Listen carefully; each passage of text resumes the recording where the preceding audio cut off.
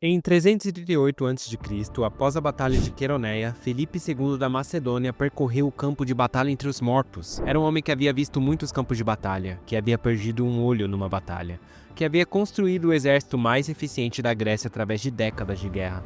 E ele parou, no lado do campo onde havia lutado o batalhão sagrado de Tebas. 300 homens que eram a força da elite mais famosa do mundo grego. Os corpos estavam dispostos de uma forma que o fez parar de andar. Haviam morrido juntos, em formação, sem nenhum sinal de que alguns deles haviam tentado fugir. Filipe, segundo Plutarco, começou a chorar. Disse, entre aspas, que morram miseravelmente aqueles que suspeitam que esses homens fizeram ou sofreram algo vergonhoso. Fecha aspas. O homem que os havia derrotado estava prestando homenagem, porque o que estava no chão diante dele não era apenas um exército vencido. Era a prova de que uma ideia que o mundo grego havia considerado absurda, impossível e até ridícula, havia funcionado por 38 anos e que havia exigido Filipe, seu filho Alexandre e o exército mais poderoso já visto na Grécia para finalmente pará-la. Hoje nós vamos falar um pouco sobre o exército de Tebas e o mundo grego por si só. Então já deixa seu like, se inscreve no canal e ative o sininho para receber os novos vídeos que irão sair. E vamos pro assunto. Para entender o batalhão sagrado de Tebas, você precisa primeiro entender o que de fato Tebas era e o que não era. No imaginário popular sobre a Grécia Antiga existe uma hierarquia clara. Atenas, a cidade da democracia, da filosofia, das artes. Esparta era a cidade dos guerreiros, da disciplina, da força. As duas rivalizavam pela supremacia, enquanto o restante da Grécia existia ao redor. E Tebas era a terceira. Geograficamente central, politicamente relevante, militarmente competente, mas sempre na sombra das duas grandes rivais. Tinha sua mitologia. Era a cidade de Édipo, de Cadmo, de Hércules, do próprio Dionísio, segundo algumas tradições. Mas em termos de poder real no século V a.C. estava atrás. Depois de Esparta vencer a guerra de Peloponeso, em 404, derrotando Atenas após décadas de conflito, a situação de Tebas piorou. Esparta havia se tornado a potência hegemônica do mundo grego e tratava as outras cidades com a arrogância de quem acabou de provar que era insubstituível. Instalou guarnições em cidades aliadas, impôs oligarquias pró-espartanas, tratava tratados como sugestões quando não lhe conviam. Foi nesse contexto de dominação espartana, que parecia permanente inclusive, que o homem em Tebas começou a pensar diferente sobre o que o exército pode ser. Seu nome era Górgidas. Não aparece nos livros populares sobre Grécia Antiga, aliás. Aparece em Plutarco, em fontes secundárias nos debates acadêmicos sobre quem exatamente fundou o Batalhão Sagrado e quando. O que sabemos é que por volta de 378 a.C., em Tebas, foi criada uma unidade militar de 300 homens organizada segundo o princípio que tinha, ao mesmo tempo, uma lógica filosófica elaborada em uma praticidade militar que o tempo provaria ser brilhante. Os 300 eram 150 pares de amantes, isso mesmo, não companheiros de armas que aconteciam de ser próximos. Não amigos com vínculos afetivos, pares no sentido pleno, homens que se amavam e que eram colocados juntos ao campo de batalha deliberadamente, como política. A filosofia por trás disso vinha de Platão, especialmente do Banquete, onde Fedro argumentava que um exército de amantes seriam invencíveis, porque nenhum homem suportaria parecer covarde diante da pessoa que ama. Mas Górgidas foi além da filosofia.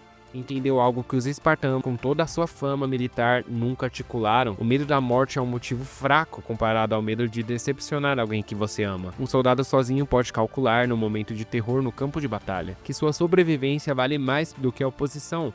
Pode recuar, pode fugir, e esse cálculo individual multiplicado por centenas de soldados no momento errado desfaz exército. Mas o homem ao lado de sua amante não faz esse cálculo, porque o custo de recuar diante dele, de ser visto como covarde pelo único ser humano cuja opinião importa acima de tudo, é maior do que o custo da própria morte. Era a engenharia psicológica aplicada à guerra, e de fato funcionou. Por anos, Tebas havia entrado em confronto direto com Esparta. Havia bons motivos para isso. Os espartanos eram, por reputação de séculos e por evidências empíricas, os melhores soldados do mundo grego. Sua falange, o bloco compacto de guerreiros com lanças e escudos, havia definido a guerra terrestre grega por gerações, e sua cultura inteira era organizada em torno de produzir homens que não sentiam medo. Em 371 a.C., o confronto se tornou inevitável. Leuctra, uma planície na Beócia, a região ao redor de Tebas, o exército espartano tinha, dependendo da fonte, entre 10 e 12 mil homens, Tebas e seus aliados tinham por volta de 6.000. No papel não havia batalha, havia uma derrota esperando para acontecer. O que Epaminondas, o general tébano que havia assumido o comando e transformado do batalhão sagrado numa força ainda mais sofisticada, fez em Leuctra mudou a história da guerra.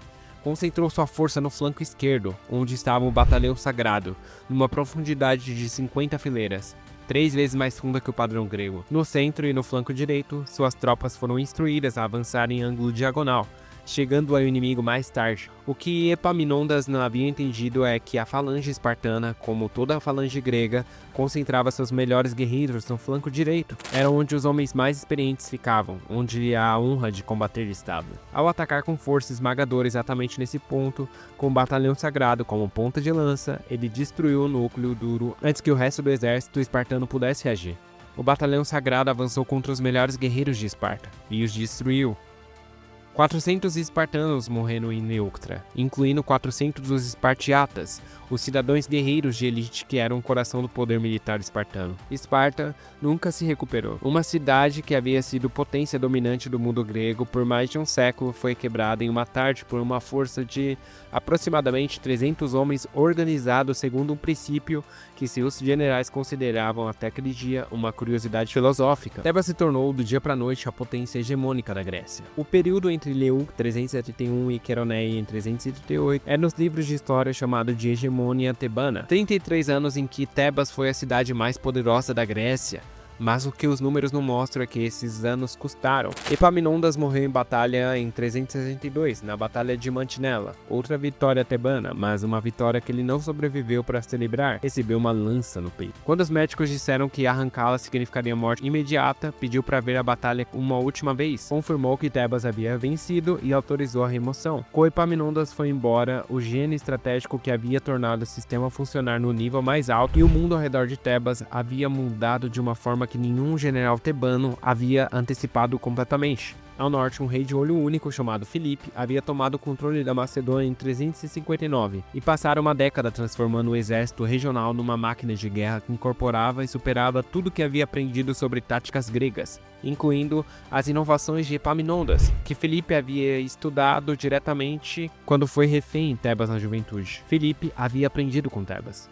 E em 338 trouxe o que havia aprendido de volta. A Batalha de Queroneia, em agosto de 338 a.C., foi o confronto que decidiu o destino da Grécia. De um lado, Filipe com seu exército macedônio, do outro, uma coalização de cidades gregas, Atenas, Tebas, outros aliados, numa única tentativa de impedir que Macedônia engolisse o mundo grego. O jovem Alexandre, 18 anos, filho de Filipe, futuro conquistador do mundo, comandou o flanco esquerdo macedônio. Estava em frente ao batalhão sagrado. Os detalhes da batalha são disputados pelas fontes, mas o resultado é claro. O batalhão sagrado foi cercado. Filipe e Alexandre coordenaram um movimento que isolou os 300 do resto do exército tebano e ali cercados sem possibilidade de vitória e sem caminhos de fuga que não passassem pelo abandono da posição, ficaram. Todos os 300 ficaram. Lutaram até o último homem. Não houve rendição e não houve uma única fuga sequer. Não houve o cálculo individual que exércitos normais fazem quando a batalha está perdida.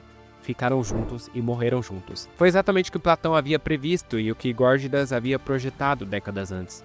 O princípio funcionou até o fim, mesmo quando o fim era isso. Plutarco registra que Filipe, ao ver os corpos dispostos em formações onde haviam caído, chorou e disse que perecessem quem suspeitasse que aqueles homens haviam feito ou sofrido algo vergonhoso. Foi o mais poderoso elogio que um inimigo podia prestar, e foi o epitáfio de uma ideia. Centenas de décadas depois, em 1818, arqueólogos trabalhando perto de Queroneia encontraram um monumento funerário. Embaixo, dispostos em filas organizadas, os esqueletos de 354 homens. Não era o número exato de 300, o que os estudiosos atribuem a mortes ocorreram antes da disposição do campo, a imprecisões inevitáveis de qualquer batalha. Mas a organização dos corpos confirmava o que as fontes antigas escreviam. Eles haviam caído juntos, em formação, sem dispersão, sem sinais de fuga em massa, sem o padrão caótico que uma derrota normal produz. Foram encontrados exatamente como haviam lutado. Existe uma questão que esse achado coloca e que os historiadores não conseguem responder completamente. O que faz um homem ficar parado num campo de batalha quando todos os sinais disponíveis dizem que a batalha está perdida?